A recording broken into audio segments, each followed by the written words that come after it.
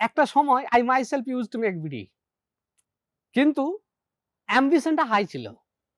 যে লক্ষ্যটা উচ্চ হ্যাঁ, মানের ছিল, লক্ষ্যটা আমাকে উঁচু ওখানে ছিল। অ্যাচিভ করতে হবে। লক্ষ্যটা উঁচু ছিল যে আমাকে ওই জায়গায় পৌঁছাতে হবে। একটা প্রেস্টিজিয়াস পোস্ট আমাকে পেতেই হবে।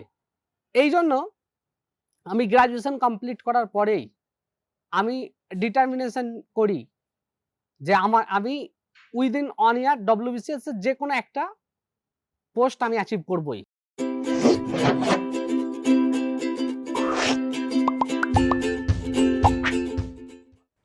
Hello everyone, welcome to Chamomile Tea with Topper, an initiative by Unacademy. I am Alamin Rahman. আজকে আমরা পেয়ে গেছি WBCS টপার 2017 এক্সিকিউটিভ 14তম র্যাঙ্ক স্থান অধিকারীকে। স্যারের থেকে আমরা জেনে নেব তার success story, behind the scene, স্যারের এক্সাম প্রিপারেশন, এক্সাম স্ট্র্যাটেজি ইত্যাদি বিষয়। তো সম্পূর্ণ ভিডিওটি তুমি দেখতে থাকো। Hi, thank you sir. Welcome to Samirul Islam 2017 WBCS executive. প্রত্যেকটি জার্নির পিছনে, প্রত্যেকটি সাকসেসের পিছনে যেমন অনেকটি অক্লান্ত পরিশ্রম থাকে, তার সঙ্গে থাকে হার্ডওয়ার্ক। তো আজকে সেমনই স্যারের থেকে আমরা জেনে নেব আপনার সাকসেস স্টোরি। তো ফার্স্ট আপনার ইন্ট্রোডাকশন দিতে চাইবো যে ব্যাঙ্গালোরতে আপনি ফার্স্ট টাইম আর আগে কখনো এসেছেন? স্যার এটা আমার প্রথম। ব্যাঙ্গালোরে এই প্রথম এলাম। তো ওয়েলকাম টু ব্যাঙ্গালোর। তো কেমন লাগছে আমাদের শোটা বা এখানকার পরিবেশ? তো প্রথমেই ধন্যবাদ জানাই টিম আনএকাডেমিকে। আজকের এই জায়গায় আসতে পেরে আমি অত্যন্ত সম্মানিত বোধ করছি। এবং আজকে নিজের যে অভিজ্ঞতা, এক্সাম প্রিপারেশন WBCS এক্সিকিউটিভের জন্য যে আমার যে এক্সামের জার্নিটা ছিল, স্ট্র্যাটেজিটা ছিল, আমি আজকে আমার লার্নার্সদের সঙ্গে আমি শেয়ার করতে চাই। অবভিয়াসলি স্যার, এটা খুব হেল্পফুল হবে বিকজ 2019 যে WBCS প্রিলি হতে চলেছে, যার অলরেডি নোটিফিকেশন বেরিয়ে গেছে রিসেন্টলি, তো তাদের ক্ষেত্রে খুব হেল্পফুল হতে চাই। তো আপনার যদি সেই হিস্ট্রিটা একেবারে বেসিক লেভেল থেকে শুরু করবো, যে প্রিলিমিনারি লেভেলটা, তো সেটা সম্পর্কে যদি আপনি কিছু ডিসকাস করেন। দেখো, WBPSC West Bengal public service commission WBCS executive etc main examination প্রতি বছর কন্ডাক্ট করে। তো এইখানে 3টে স্টেজে এক্সাম হয়। ফার্স্ট স্টেজ প্রিলিমিনারি স্টেজ, যাকে আমরা বলি স্ক্রিনিং টেস্ট। তো তুমি প্রিলিমিনারি টেস্টের কথা বলছো। প্রিলিমিনারিতে টোটাল 200 মার্কসের এক্সাম হয়। সেখানে থাকে এবং MCQ 200 কোশ্চেন থাকে এবং 200 মার্কস। এখানে ইংলিশ কম্পোজিশন থেকে থাকে 25 মার্কস। মোট 8টা সাবজেক্টে 25 করে থাকে। 200। Indian geography with special reference two West Bengal 25 থাকে। ইন্ডিয়ান পলিটি অ্যান্ড ইকোনমি থেকে থাকে 25। তারপরে জেনারেল মেন্টাল এবিলিটি, যার মধ্যে ম্যাথ অ্যান্ড রিজনিং, মাধ্যমিক স্ট্যান্ডার্ডের অ্যারিথমেটিক, মূলত ম্যাথের, এখান থেকে থাকে 25। জেনারেল সায়েন্স থেকে থাকে 25, ফিজিক্স, কেমিস্ট্রি, বায়োলজি থেকে থাকে 25। তারপরে ইন্ডিয়ান হিস্ট্রিকে দুটো ভাগে ভাগ করা হয়। একটা হচ্ছে ইন্ডিয়ান হিস্ট্রি, আর যেটা অ্যানসিয়েন্ট আর মিডিয়াভাল পিরিয়ড অফ ইন্ডিয়া, এবং আরেকটা পার্ট হচ্ছে এখান থেকে থাকে 25, আর একটা থাকে ইন্ডিয়ান ন্যাশনাল মুভমেন্ট থেকে থাকে 25। National and international events currently occurred, অর্থাৎ কারেন্ট অ্যাফেয়ার্স থেকে থাকে, যেটা ন্যাশনাল এবং ইন্টারন্যাশনাল শুরু করতে। হ্যাঁ, ন্যাশনাল অ্যান্ড ইন্টারন্যাশনাল ইম্পর্টেন্সের উপরে কারেন্ট অ্যাফেয়ার্স, এখান থেকে 25 মার্কস থাকে। এগুলো টোটাল 200 মার্কসের এক্সাম হয় প্রিলিমিনারিতে। 200 মার্ক। হ্যাঁ, 200। তো যারা আমাদের 2019 এর নিউ অ্যাসপিরেন্ট, তো তাদেরকে আপনি কত মার্কের টার্গেট করতে বলবেন, বা তারা যে এখন প্রিপারেশন দিচ্ছে, কত মার্কের মক টেস্টে তারা পেলে তারা একটা ভালো পর্যায়ে যেতে পারবে বলে আপনি আশা করছেন? আমি 2014 সাল থেকে এক্সাম দিচ্ছি, তো আমার যা এক্সপিরিয়েন্স, তাতে যদি 95 থেকে 115-র মধ্যে প্রতি বছর দেখা গেছে যে বছরগুলিতে কাট অফ উঠে 95 থেকে 115-র মধ্যে কাট অফ ঘোরাফেরা করে। এবারে 120 যদি কেউ পায় এক্সাম দেওয়ার পরে, যে 120 যদি তার রাইট মার্কস হয়, তাহলে সে মেন্সের জন্য প্রস্তুতি নিতে পারে। তো মানে প্রিলিতে আপনি বলতে চাইছেন কোনো অ্যাসপিরেন্টের যদি 120 অর্থাৎ 120 মার্কস মোটামুটি থাকে, তাহলে সে প্রিলি মেন্সের জন্য প্রস্তুতি নিতে পারে। হ্যাঁ, অবশ্যই মেন্সের জন্য প্রস্তুতি নিতে পারে। কিন্তু 120 মার্কস তুলতেই হবে। হ্যাঁ, না হলে সে প্রেসারে থাকবে যে আমি পাস করব কি করব না, তার থেকে যদি কম মার্কস হয়। তো আমাদেরকে এই জন্য এখন থেকেই প্রিপারেশন নিতে হবে। হাতে মাত্র 2 মাস সময়, এখন থেকেই ভালোভাবে পড়াশোনা করতে হবে। সো অ্যাসপিরেন্ট, তোমাদেরকে বলবো ফার্স্ট আমরা প্রিলিটাকে আরো ডিটেলসে ডিসকাস করব, দেন মেন, তারপরে আমরা যাব নেক্সট যে পার্সোনালিটি টেস্ট সেটা সম্পর্কে। তো প্রিলির এই যে 200 মার্কের মোট এক্সাম, এদের মধ্যে সবচেয়ে স্কোরিং পার্ট কোনটা থেকে সবচেয়ে বেশি পরিমাণে স্কোর করা যেতে পারে? সব থেকে বেশি পরিমাণে যদি স্কোরিং মার্কস বলি তাহলে এইখানে মানে জেনারেল মেন্টাল এবিলিটি, মানে 25 মার্কস থাকে এখানে, এবং একদম সহজ কোশ্চেন থাকে, বেসিক লেভেলের। হ্যাঁ, বেসিক লেভেলের math and GI, general intelligence যেটা। তো এইখানে সব থেকে বেশি স্কোরিং করা যায় ইজিলি 20 থেকে 22। তারপরে কারেন্ট অ্যাফেয়ার্স আছে, কেউ যদি একটু ভালো করে দেখে কারেন্ট অ্যাফেয়ার্স গুলো।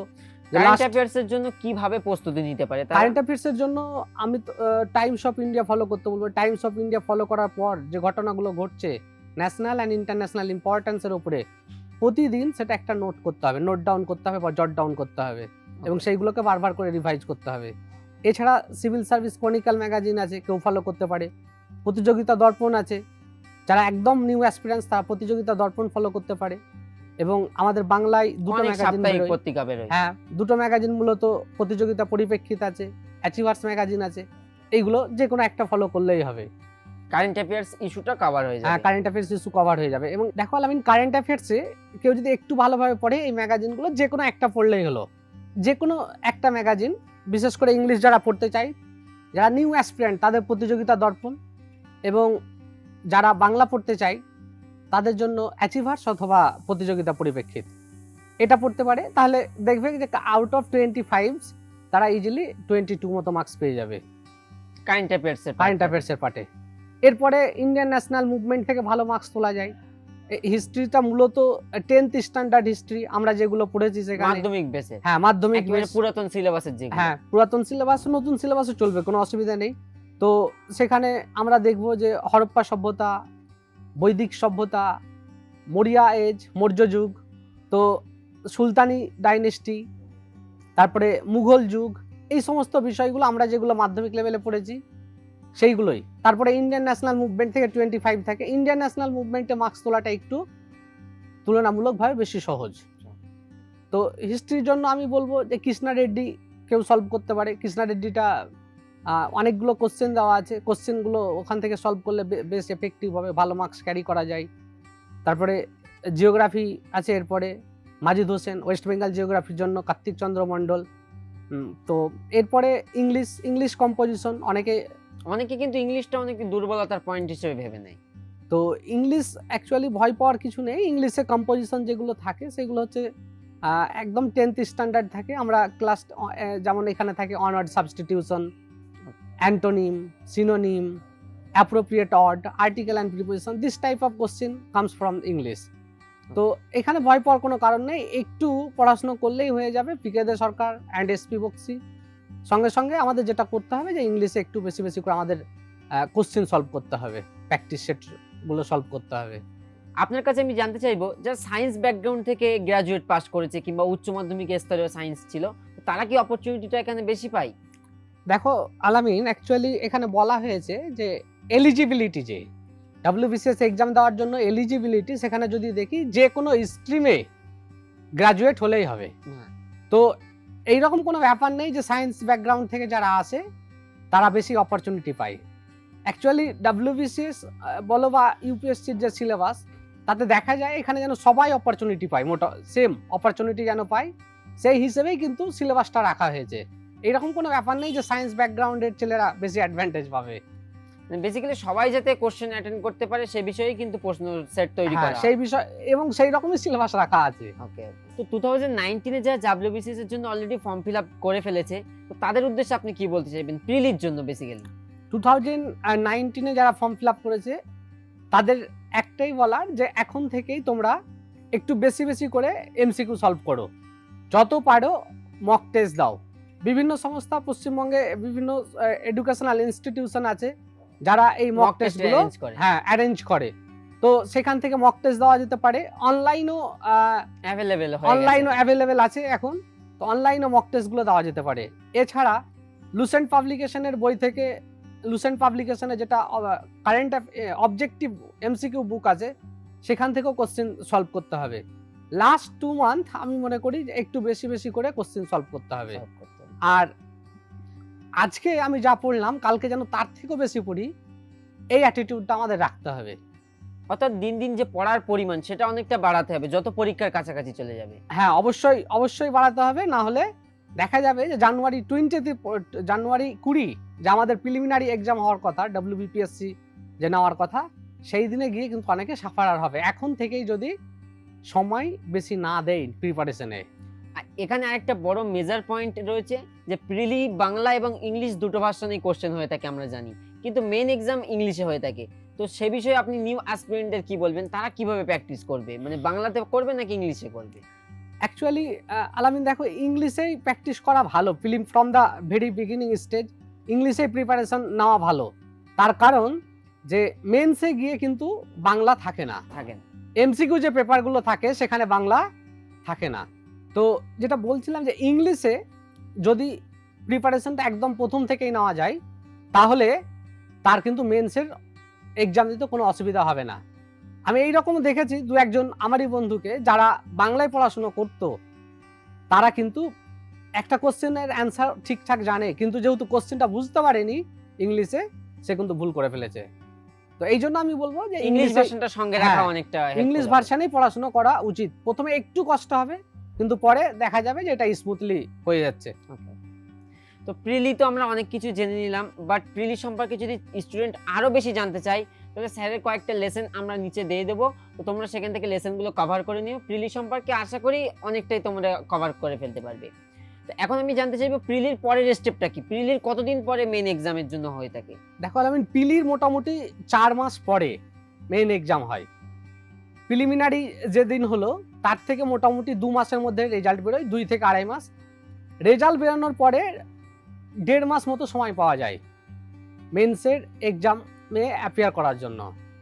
তো প্রিলিমিনারিতে বসে মোটামুটি 1 থেকে 1.5 লাখ মতো ক্যান্ডিডেট বসে প্রতি বছর। সেখান থেকে যারা কাট অফ ক্লিয়ার করতে পারে, প্রিলিমসটা হচ্ছে স্ক্রিনিং টেস্ট, মানে তুমি কত মার্কস পেলে সেটা কিন্তু তোমার এতে কাউন্ট করা হয় না, মেরিট লিস্টের জন্য তোমার কাউন্ট করা হবে না প্রিলিমিনারিতে। তো প্রিলিমস পাস করার পরে মেন্সে ডাকা হয়। মেন্সে মোটামুটি দেখা গেছে অ্যাভারেজে ওই 7 থেকে 8,000 ক্যান্ডিডেট প্রতি বছর ডাকা হয়। মেন্সের এক্সাম 1600 মার্কের হয়। তো এখানে আমরা যদি দেখি তাহলে আমাদের 6টা কম্পালসারি পেপার থাকে এবং একটা অপশনাল সাবজেক্ট থাকে। প্রত্যেকটা পেপারে 200 মার্কস থাকে কম্পালসারি।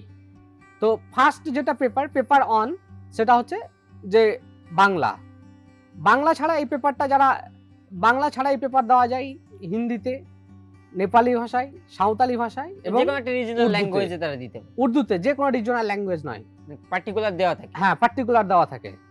তো উর্দুতে দেওয়া যায়। তো এইখানে 5টা কোশ্চেন থাকে। কি থাকে এখানে? ইংলিশ বা বাংলায় থাকে, রিপোর্ট লিখতে হয়, প্রতিবেদন লিখতে হয়, সারাংশ লিখতে হয়। ইংলিশ থেকে বাংলায় ট্রান্সলেশন করতে হয়। এই রকম কখনো কখনো ডায়লগ লিখতে হয়, কথোপকথন। তো আবার প্রেসি, যেটা বললাম সারাংশ আর কি। তো এইরকম আমাদের 5টা রাইটিং লিখতে হয়, যার ওয়ার্ড লিমিট 150 থেকে 200। 5টা রাইটিংয়ে 40 মার্কস থাকে, 5 × 40 200 মার্কস। লাইকওয়াইজ পেপার 2 যেটা ইংলিশ পেপার, সবাইকে ইংলিশ দিতে হবে, এখানে কোনো অল্টারনেটিভ নাই, ইংলিশ সবাইকে দিতে হবে। তো ইংলিশেও থাকে, রিপোর্ট থাকে, প্রেসি থাকে, ডায়লগ থাকে, ট্রান্সলেশন থাকে। তো এইরকম করে এখানেও 5টা রাইটিং স্কিল থাকে, যার প্রত্যেকটা মার্কস ক্যারি করে 40 করে, 5 × 40। এবার জেনারেল স্টাডিজ অন, বা আমরা যেটাকে পেপার 3 বলি নর্মালি, জেনারেল স্টাডিজ অনে থাকে Indian history with special importance to বা special reference to Indian national মুভমেন্টকে জোর দেওয়া হয়েছে এখানে। এবং আরেকটা যেটা এখানে 100 মার্কস থাকে এমসিকিউ, এবং এর সঙ্গেই যেটা থাকে একই পেপারে Indian geography with special reference two West Bengal geography, এখানেও 100 মার্কস থাকে। এই দুটো Indian history and Indian geography এখানে একটা পেপার 200 মার্কস থাকে। এবারে থাকে পেপার 4, যেখানে থাকে general science. General science, science and scientific and technological advancement, environment, current affairs and general knowledge, এই সমস্ত বিষয়গুলো এই পেপারটাই থাকে। পেপার 4 200 মার্কস, 200 কোশ্চেন থাকে। এরপরে পেপার 5, পেপার 5-এ থাকে Indian constitution of India and Indian economy with special roll and functions of the RBI. এখানে RBI কে গুরুত্ব দেওয়া হয়েছে বিশেষ রিজার্ভ করে। ব্যাংকের অনেকটা হ্যাঁ, ভূমিকা রিজার্ভ আছে। ব্যাংক অফ ইন্ডিয়াকে। তো এই পেপারে 200 মার্কস থাকে, 200 MCQ question, from 200 MCQ question. এরপরে আসে arithmetic and test of reasoning. Arithmetic and test of reasoning, arithmetic এটা মাধ্যমিক লেভেলেরই অ্যারিথমেটিক, এখানে 100 কোশ্চেন থাকে। অ্যান্ড টেস্ট অফ রিজনিং এখানেও 100 কোশ্চেন থাকে, তো 200।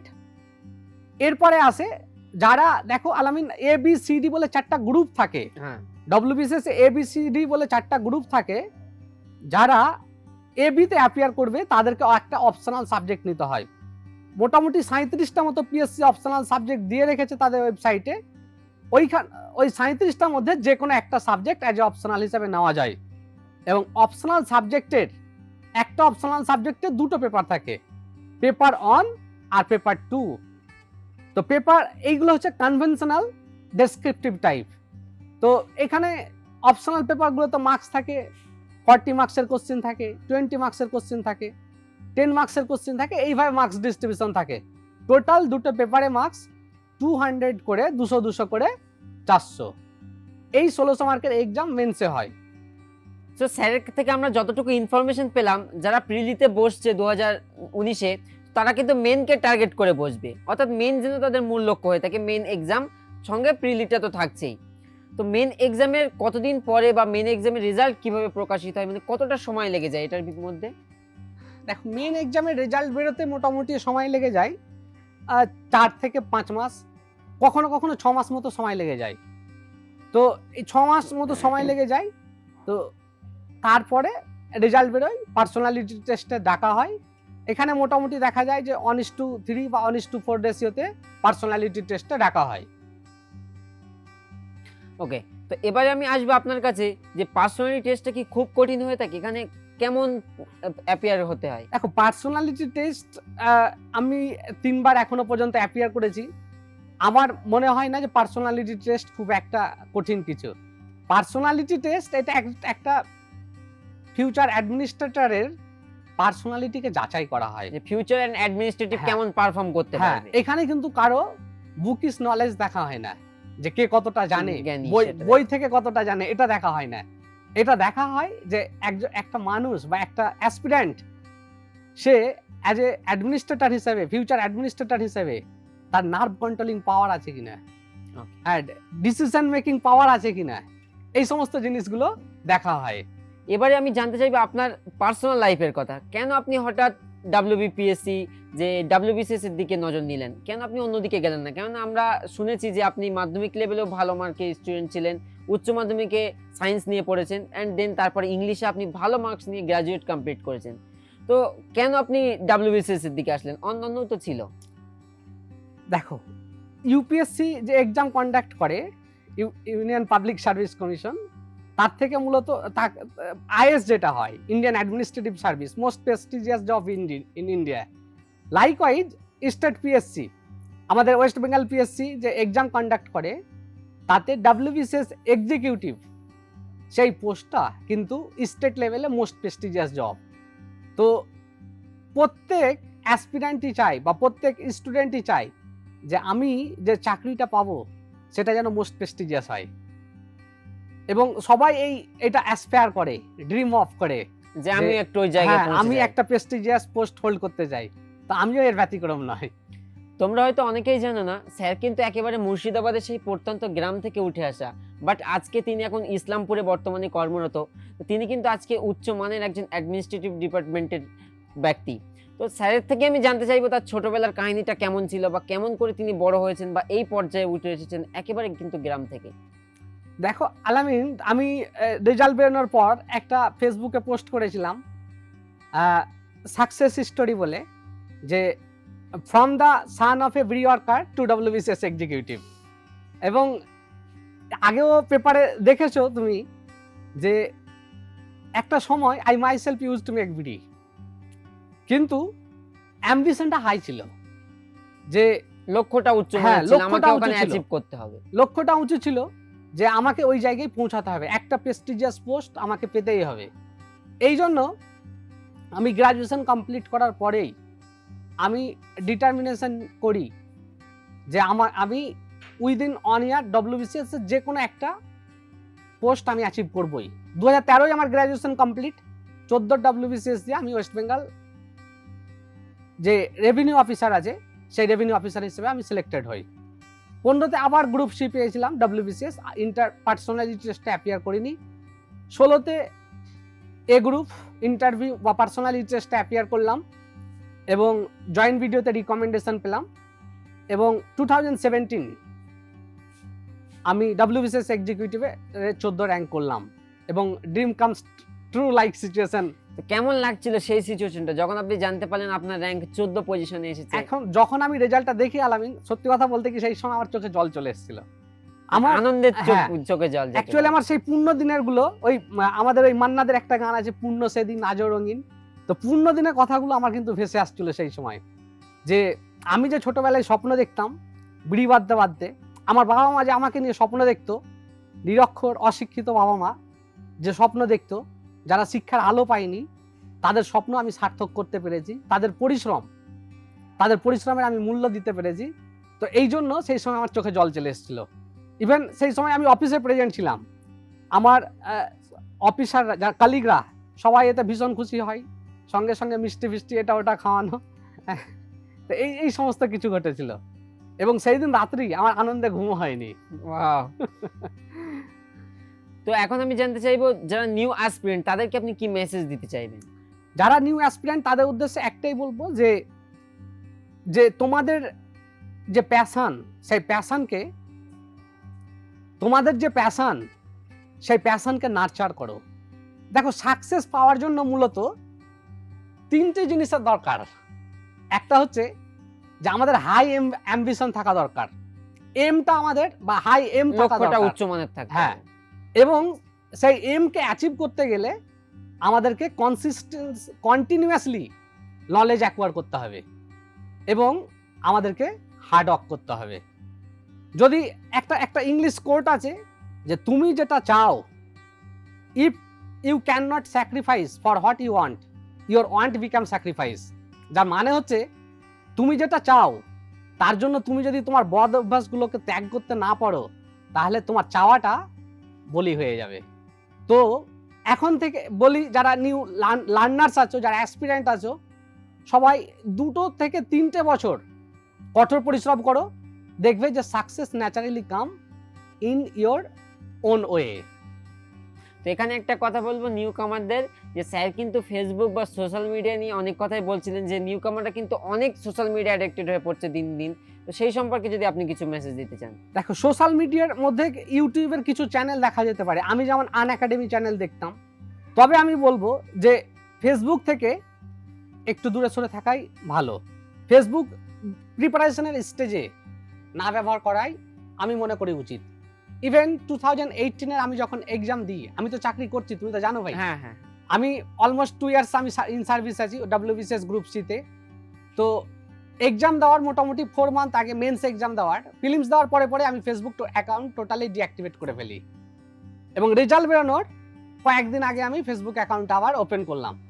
তো প্রিপারেশন স্টেজে যারা আছো, যারা প্রিপারেশন নিচ্ছ, তাদের উদ্দেশ্যে একটাই আমার মেসেজ, যে ফেসবুক থেকে একটু দূরে সরে থাকো, কিন্তু আনএকাডেমির মতো চ্যানেল তোমার যে সমস্ত টপিকগুলো বুঝতে অসুবিধা হয় সেগুলোর হেল্প নাও, এটা অনেকটা সাহায্য করতে পারে, সাহায্য করবে, ভীষণভাবে সাহায্য করবে। তো একটু আগে আপনি যে পয়েন্টটা বলছিলেন যে পার্সোনালিটি টেস্ট, সেটা সম্পর্কে আমি আরো কিছু জানতে চাইবো, যে পার্সোনালিটি টেস্টে মানে যে ইন্টারভিউটা নেওয়া হয়, কথোপকথনটা কি বাংলাতে করা হয় নাকি ইংলিশে করা হয়? কেননা অনেকের প্রবলেম হয় ইংলিশ বলতে, সে সম্পর্কে যদি কিছু বলবেন। দেখো পার্সোনালিটি টেস্টে পিএসসি যারা ইন্টারভিউ নেই, পিএসসি যারা ইন্টারভিউ নেন, তারা মূলত যারা ইংলিশ ব্যাকগ্রাউন্ড থেকে আসা, মানে যাদের ধরো ইংলিশ অনার্স আছে, বা সিবিএসসি মিডিয়াম থেকে যারা, বা আইসিএসসি থেকে পড়াশোনা করে এসছে, তাদেরকে ওনারা বাংলায় কোশ্চেন করেন। ওকে, আবার যারা বাংলা মিডিয়াম থেকে পড়ে এসছে, বাংলা মাধ্যম থেকে, তাদেরকে ইংলিশে বলতে বাধ্য করায়। তো এমন কিছু অকওয়ার্ড কোশ্চেন ইংলিশে জিজ্ঞেস করেন না, যাতে যারা ইন্টারভিউ দিতে যায় বা পার্সোনালিটি টেস্ট যারা দিতে যায়, তারা মানে বিপদের সম্মুখীন হয়। মূলত ইন্ট্রোডিউস ইউর সেলফ ইংলিশে বলতে বলে, তো এটা যে কেউ বলতে পারবে আমি মনে করি। সেলফ ইন্ট্রোডাকশনটা যে কেউ হ্যাঁ। দিতে পারবে। বা কোনো একটা ইস্যুজ নিয়ে 2-3 মিনিট বলতে বললো যে এই টপিক নিয়ে তুমি ইংলিশে বলো। তো আমি মনে করি যে যারা অ্যাসপিরেন্ট আছে বা লার্নার্স আছে, এটা সবাই পারবে, কিন্তু কি দরকার আমাদের, সেটা হচ্ছে যে আমাদের মাথাটাকে বিশেষ করে পার্সোনালিটি টেস্টের দিনে ঠান্ডা রাখা দরকার। এই জিনিসটা যদি কেউ ফলো করতে পারে, তাহলে সে পার্সোনালিটি টেস্ট এর হার্ডেলও টপকে যাবে। তো আমাদের নিউ অ্যাসপিরেন্ট যারা রয়েছে, তো তারা মেন শেষ হওয়ার সঙ্গে সঙ্গে কি পার্সোনালিটির জন্য আলাদা করে কোনো প্রস্তুতি করতে পারে? যেমন গ্রুপ স্টাডি হতে পারে, বন্ধুরা মিলে একটি জায়গা নির্দিষ্ট বসে একটি ইন্টারভিউ এর মতো তারা একটা আর্টিফিশিয়াল ভাবে করতে পারে। দেখো আলামিন, তুমি যেটা বলছো গ্রুপ স্টাডি করলেই কিন্তু পার্সোনালিটি টেস্টের প্রিপারেশনও হয়ে যায়। হ্যাঁ, মানে গ্রুপ স্টাডিতে কি হয় যে 5-6 জন বন্ধু মিলে যদি আমরা আলোচনা করি, তাহলে কি যে আমাদের মধ্যে যে লুকিয়ে থাকা প্রতিভা সেটা কিন্তু প্রকাশিত হয়। তো এই যে গ্রুপ স্টাডিটা পার্সোনালিটি টেস্টে কিন্তু ভীষণভাবে হেল্প করে। তাছাড়া গ্রুপে যে সমস্ত বন্ধু ফ্রেন্ড সার্কেল থাকে, বিভিন্ন জন বিভিন্ন ব্যাকগ্রাউন্ড হ্যাঁ, থেকে আসে, বিভিন্ন যে কারণে background থেকে সুবিধাটা থাকে। অনেক বেশি হয়। তো এরা যদি নিজেদের মধ্যে ইংলিশে কথাবার্তা বলাবলি করে, তাহলে কিন্তু সে পার্সোনালিটি টেস্টে নো ডাউট বেনিফিট পাবে। এবং গ্রুপ স্টাডি যদি কেউ নাও করলে তো ভালো, অবশ্যই ভালো, খুবই ভালো। যদি নাও করে, ইন ফ্রন্ট অফ মিরর দাঁড়িয়ে সে স্পোকেন ইংলিশ চেষ্টা করবে, Just একটু ইংলিশে কথা বলার চেষ্টা করবে, যে ইন্ট্রোডিউস মাই সেলফ, এটা ইংলিশে বললো, তাহলে তার পার্সোনালিটি টেস্টে কোনো অসুবিধা হবে না। তো আপনার কাছে জানতে চাইবো, আপনার মোটিভেশন কে ছিল, বা কাকে দেখে আপনি যে এই জায়গায় আমাকে পৌঁছতে হবে, এটা আপনি কিভাবে ভেবেছিলেন? অ্যাকচুয়ালি দেখো আলামিন, ক্লাস 10 পাস করার পরে আমি বারাসাতের কাছাকাছি রহমত আলম মিশনে আমি অ্যাডমিশন নিই। এটা কোথায় যদি একটু বলেন? এটা হচ্ছে ওয়েস্ট বেঙ্গলেরই উত্তর 24 পরগনা জেলা। বারাসাতটা হচ্ছে উত্তর 24 পরগনা জেলায় অবস্থিত। তো এখানে রহমত আলম মিশন আছে, সেখানে আমি অ্যাডমিশন নিই। এবার এটা একটা রেসিডেন্সিয়াল মিশন। এই মিশনে 15 আগস্ট বা 26 জানুয়ারি যে আমাদের ডে আছে, সেই ডে গুলোতে, উৎসবের দিনগুলোতে অনারেবল বিডিও স্যার আসতেন, আইএস অফিসাররা আসতেন, তারপরে আইপিএস অফিসাররা আসতেন। তো ওনারা দেখতাম যে ওনারা ফ্ল্যাগ হোয়েস্টিং করছেন। তো এইটা দেখে আমারও মনে হয়েছিল যে আমি একদিন এই ফ্ল্যাগ হোয়েস্টিং করতে চাই। এইখান থেকে মূলত আমার ইন্সপিরেশনটা আমি পাই। বিশেষ করে দেগঙ্গার বিডিও সাহেব সেই সময় এসেছিলেন 15 আগস্টে পতাকা উত্তোলন করতে। তো এই সাকসেসে যাওয়ার পরে আপনি কি কখনো মিশনে গিয়ে এখনো পতাকা তোলার সৌভাগ্য আপনার হয়েছে? না, এখনো হয়নি, তবে খুব তাড়াতাড়ি হবে আশা করি খুব তাড়াতাড়ি হতে চলেছে। তো আপনার পরিবার কিভাবে সাহায্য করতো আপনার পড়াশোনার সময়টা? আমরা শুনেছি আপনি একেবারে প্রত্যন্ত গ্রাম থেকে, এবং আপনার ফ্যামিলি ব্যাকগ্রাউন্ডও তারা অতটা শিক্ষিত নয় যে যতটা অন্য সচরাচর হয়ে থাকে। হ্যাঁ, দেখো আমি যে ফ্যামিলি থেকে উঠে আসছি, সেই ফ্যামিলির পেশা কিন্তু যদি বলি তাহলে কিন্তু বিড়ি শ্রমিক। বাবা মা বাই প্রফেশন বিড়ি শ্রমিক। কিন্তু এবার বাবা আর মা আমাকে মান্থলি ধরো 1000 টাকা করে দিতেন অ্যাভারেজে, এবং আমাকে ডব্লিউবিসিএস এর প্রিপারেশনের জন্য ভীষণভাবে হেল্প করেন রহমত আলম মিশনের সেক্রেটারি মহাশয়। উনার আর্থিক সাহায্য নিয়েই আমি রাইস বেলঘুরিয়াতে অ্যাডমিশন নিই, এবং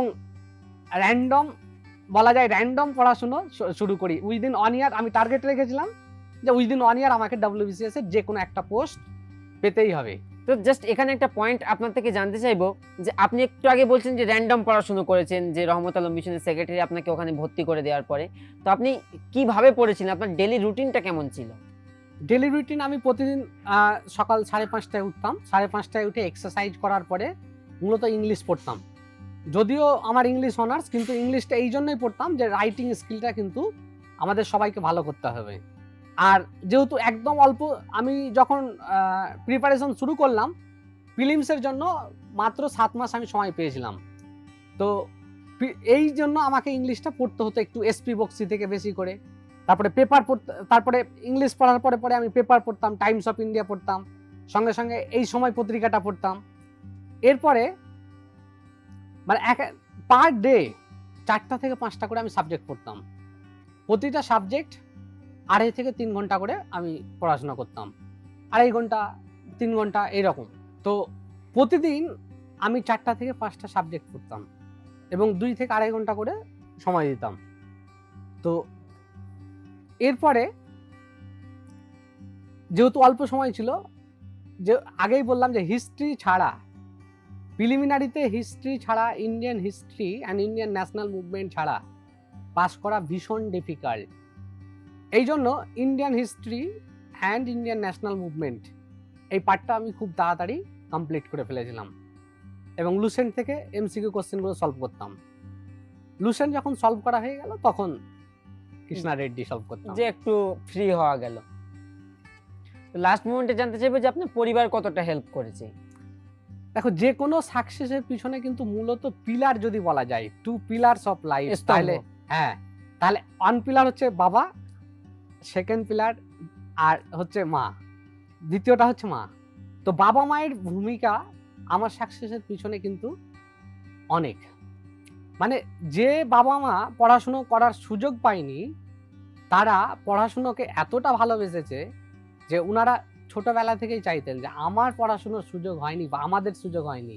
আমার যে প্রিপারেশনের সময়, সেই প্রিপারেশনের টাইমেও বাবা মা আমাকে ভীষণভাবে মোটিভেট করতেন যে না, তুই ভালো ছাত্র, তুই পাবি চান্স, ভালো একটু ভালোভাবে পড়াশোনা কর, আর একটু বেশি সময় দে। এই কথাটা বারবার করে বাবা মা আমাকে মনে করিয়ে দিতেন এবং তাদের এই অনুপ্রেরণা, তাদের এই মোটিভেশন আমাকে তাড়াতাড়ি সাকসেস পেতে সাহায্য করেছে। তো আপনার থেকে তো অনেক পয়েন্টই আমরা জেনে নিলাম নিউ অ্যাসপিরেন্টদের জন্য, আশা করি অনেকটা হেল্পফুল হবে তোমাদের। লাস্ট আমি পয়েন্ট জানতে চাইবো, ডাব্লিউবিসিএস এর তো অনেকগুলো ক্যাটাগরি, কোন পোস্টে কি কি পোস্ট পাওয়া যেতে পারে এই পরীক্ষাটা দেওয়ার ফলে? দেখো, WBCS A B C D বলে 4টা ক্যাটাগরি আছে। গ্রুপ এ তে ডব্লিউবিসিএস এক্সিকিউটিভ আছে, যেখানে after training block development officer হওয়া যায়। দ্বিতীয়ত ওয়েস্ট বেঙ্গল রেভিনিউ সার্ভিস আছে, ওয়েস্ট বেঙ্গল লেবার সার্ভিস আছে, West Bengal employment exchange service আছে এবং এইরকম করে টোটাল এ গ্রুপে 6টা সার্ভিস আছে। এইভাবে লাইকওয়াইজ বি গ্রুপে deputy superintendent of police, West Bengal police service আছে। সি গ্রুপে আছে joint BDO, joint block development officer, revenue officer at posting at BLLRO office, consumer social welfare officer, consumer welfare officer. তারপরে junior social welfare service আছে, যেখান থেকে CDPO হয়, child development project officer বা programme officer. এইভাবে C গ্রুপে যদি আমরা দেখি তাহলে 9টা বিভিন্ন পোস্ট আছে। ডিতে 3টে পোস্ট আছে, যেখান থেকে কোঅপারেটিভ সার্ভিসে CI হওয়া যায়। তারপরে রিফিউজি রিলিফ অ্যান্ড রিহ্যাবিলিটেশন ডিপার্টমেন্টে একটা আছে। এইভাবে ডি গ্রুপে 3টে বিভিন্ন পোস্ট আছে। তো অনেকে কিন্তু গ্র্যাজুয়েট করতে করতে আন্ডার গ্র্যাজুয়েট অবস্থায়ও কিন্তু কোচিং নিতে পারে, আবার অনেকে গ্র্যাজুয়েশনের পরও নেয়, এটা সম্পর্কে আপনি যদি কিছু বলতেন। আন্ডার গ্র্যাজুয়েট থাকাকালীন যদি কেউ কোচিং নেই তাহলে অতি অবশ্যই ভালো, কিন্তু সাইমালটেনিয়াসলি দেখতে হবে যে আমি যেন গ্র্যাজুয়েশনে আমার যেন গ্র্যাজুয়েশনে খারাপ রেজাল্ট না হয়ে যায়, এই দিকটাও আমাদের কিন্তু খেয়াল রাখতে হবে। গ্র্যাজুয়েশনের মার্কসটাও কি ডব্লিউবিসিএস এ কোনোভাবে হেল্প করে? এবার সাপোজ মনে করো আন্ডার গ্র্যাজুয়েশন থাকাকালীন প্রিপারেশন নিচ্ছে, কিন্তু সে গ্র্যাজুয়েশনটা পাস করতে পারলো না, তাহলে কি হবে? তাহলে কি ডব্লিউবিসিএস এ তো বসতেই পারবে না। Marks is does not matter in PSC, but you have to qualify in graduation first. তোমাকে গ্র্যাজুয়েশন আগে পাস করতেই হবে। কে 40% কি পেলো, কে 45% পেলো, কে 65% পেলো, it does not matter in personality test at all. তুমি পার্সোনালিটি টেস্ট কেমন দেবে, তুমি মেন্সে কেমন লিখবে, তার উপরে ডিপেন্ড করে মেরিট লিস্ট তৈরি হয়। আগেই বললাম যে it does not depend on your bookish knowledge or on your academic knowledge. And last মোমেন্টে স্যারের জন্য র্যাপিড ফায়ার, অনেকটাই তো আমরা পড়াশোনা সম্পর্কে ডিসকাশন করলাম, আমরা সেরে নেব র্যাপিড ফায়ার। চটজলদি স্যারের থেকে কিছু কোশ্চেনের উত্তর জেনে নেব। স্যার আপনি এটার জন্য প্রস্তুত থাকুন। ওকে। আপনার কাছে আমার প্রথম প্রশ্ন, best past moment. 2014 Group C result, WBCS Group C result and selection in revenue officer. Second question, biggest stress, যখন আপনি সবচেয়ে বেশি নার্ভাস হয়ে পড়েন সেই টাইমটা আপনি কি করেন? Listening music. গ্রেট। আপনি যখন ডিমোটিভেটেড হয়ে পড়েন তখন কি করতে ভালো লাগে? যখনই ডিমোটিভেটেড হই তখন মূলত মোটিভেশনাল ভিডিওগুলো দেখি ইউটিউব থেকে। মোটিভেশনাল ভিডিওগুলো দেখি, যেমন ডাক্তার শিব ঘেরার ভিডিও, এই সমস্ত ভিডিওগুলো দেখে আবার মোটিভেটেড হয়ে যায়। লাস্ট মোমেন্টে স্যারের জন্য কিন্তু খুব একটা ইন্টারেস্টিং কোশ্চেন, সেটা হলো আপনাকে যদি আজকেই WBCS এক্সাম দিতে বলা হয় তো সেই পরীক্ষায় আপনি কতটা রেজাল্ট করবেন বা আপনার পজিশন কি হতে পারে বলে আপনি আশাবাদী? Probably I will fail. Next, favourite food. Favorite food, chow mein. Biggest supporter. Biggest supporter, Honorable Secretary of Rahmate Alam mission. Craziest moment. The craziest moment, আমি যখন ক্লাস 8-এ পড়তাম তখন আমাদেরই এক মানে বান্ধবীর, সে ছাত্রী, স্কুল ছাত্রী, তার সাইকেলের আমরা পাম্প ফেলে দিয়েছিলাম। ইভেন আমি ছিলাম এতে। আচ্ছা, লিডার। লিডার। নেক্সট একটা ইন্টারেস্টিং কোশ্চেন জানতে চাইবো যে মানি অর পাওয়ার। দেখো, সিনথেসিস অফ বোথ, দুটোই দরকার, তবে power more important than money. Wow, sir আপনাকে অসংখ্য ধন্যবাদ। এত ব্যস্ততার মাঝে, জানো স্যারকে আমরা অফিস আওয়ারেই শেষেই আমরা স্যারকে ধরে এনেছি, তো এত ব্যস্ততার মাঝে আমাদের সঙ্গে সময় দেওয়ার জন্য, আপনি একটা কর্মব্যস্ততা, একটা ডেজিগনেশনে রয়েছেন আপনি, তো আপনাকে অসংখ্য ধন্যবাদ। এর জন্য আনএকাডেমির তরফ থেকে, আমাদের সমস্ত টিমের তরফ থেকে আপনার জন্য রয়েছে একটি স্পেশাল উপহার, আশা করি আপনি সাদরে অ্যাকসেপ্ট করবেন সেটি। Thank you team academy and thank you Alamin, এটা আপনার জন্য। একেবারে শেষ মোমেন্টে আমরা চলে এসেছি, জাস্ট আমরা স্যারের থেকে দু একটি কথা জানতে চাইবো খুব সংক্ষেপে একেবারে, যে আপনার পার্সোনাল জগৎ সম্পর্কে এবং আপনার ইন ফিউচার প্ল্যান সম্পর্কে আপনি যদি কিছু বলে শেষ করে দেন। দেখ, ফিউচার প্ল্যান, নেক্সট ডে আমি ইউপিএসসির এক্সামে বসবো, ইউপিএসসি প্রিলিমিনারি দেবো, এবং আমি চাই, আমি আইএস অফিসার হতে চাই, এবং দেখি হার্ট অ্যান্ড সোল আমি চেষ্টা করছি আইএস অফিসার যেন আমি খুব তাড়াতাড়ি হতে পারি। আমাদের লার্নারদেরকে একটা কথা এখানে মনে করতে চাইবো, তিনি কিন্তু সফলতার একেবারে চূড়ায় পৌঁছে গেছেন আমাদের ওয়েস্ট বেঙ্গল স্টেটের মধ্যে যদি দেখি, তা সত্ত্বেও তিনি এখনো কিন্তু আমাদের স্টেট লেভেলে যাওয়ার জন্য কিন্তু তিনি এখনো চরম পর্যায়ে আরো প্রিপারেশন নেবেন বলে তার থেকে আমরা যতটুকু ইনফরমেশন পেলাম। তো তোমাদেরও কিন্তু যে কোনো একটা জায়গায় পৌঁছানোর পরে থেমে থাকলে একেবারেই চলে না, নেক্সট স্টেপে আরো উপরে কিভাবে পৌঁছতে হয় তার জন্য আশা করি তোমাদের হার্ড ওয়ার্কটা সঙ্গে থাকা জরুরি। তো অসংখ্য ধন্যবাদ আপনাকে। লাস্ট একটা মেসেজ যদি আপনাদেরকে দিয়ে দেন 2019 অ্যাসপিরেন্টদের। প্রত্যেক অ্যাসপিরেন্ট তোমরা বা লার্নার্স, তোমরা সব সময় অপটিমিস্টিক থেকো এবং হার্ড ওয়ার্ক করো, দেখবে সাকসেস তোমরা অবশ্যই পাবে এবং খুব তাড়াতাড়ি পাবে। সবাইকে বেস্ট অফ লাক জানিয়ে, অ্যাডভান্স বেস্ট অফ লাক জানিয়ে, এবং টিম একাডেমিকে আমি আবার ধন্যবাদ জানাই, থ্যাংক ইউ জানাই যে আজকে আমি এই জায়গায় আসতে পেরেছি, এটা টিম একাডেমির ইনিশিয়েটিভের জন্যই। তো thank you team academy and thank you Roman Saini sir and others. Last মোমেন্টে আমি জাস্ট আপনাকে একটা কথা জানতে চাইবো যে আপনি কি আর কাউকে ট্যাগ বা রেফার করতে চান, যে সেই ব্যক্তিটিও এখানে আসুক যিনি প্রতিষ্ঠিত হয়েছেন, এসে আমাদের অ্যাসপিরেন্টদেরকে বলুক যে তার সাকসেস স্টোরিটা কী ছিল বা তার জার্নিটা কী ছিল?